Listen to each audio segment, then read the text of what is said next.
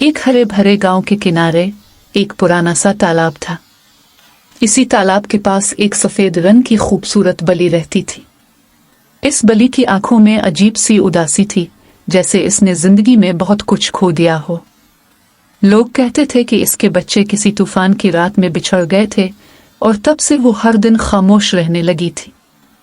इसी तालाब में एक नन्ही सी पीली बतख भी रहती थी।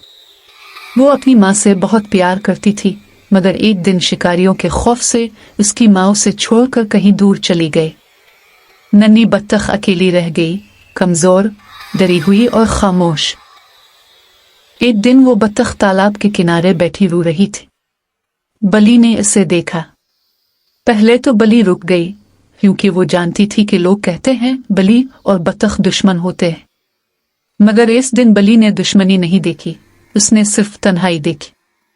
बलि आहिस्ता आहिस्ता बतख के करीब गई। बतख डर गई, मगर बलि की आंखों में शफकत थी। बलि ने आहिस्ता से बतख के पास बैठकर अपना सर उसके करीब रखा। वो लम्हा दोनों की जिंदगी बदलने वाला था। दिन गुजरते गए।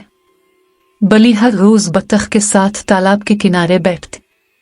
कभी सूरज को डूबते देखती, कभी बारिश में बैंगती। बलि बतख को अपनी गर्म बाहों में समेट लेती और बतख बलि के दिल की धड़कन सुनकर सुकून महसूस करती।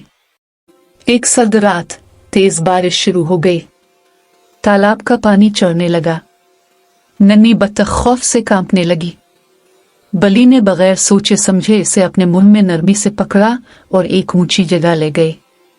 इस रात बलि सारी रात जागती रही ताकि बतख महफूज रहे। सुबह जब सूरज निकला तो दोनों थकी हुई थी, मगर जिंदा थी। इस दिन बलि की आंखों में पहली बार खुशी की चमक थी।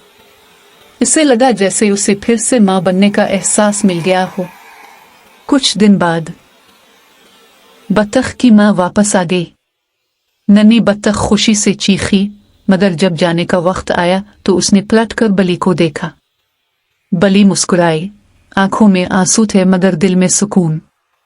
बतख ने जाते जाते बलि के पास आकर अपना सर उसके परों से लगाया, जैसे कह रही हो, तुम मेरी माँ थी, शुक्रिया। और बलि ने दिल में सोचा, मोहब्बत किसी शक्ल की मोहताज नहीं होती।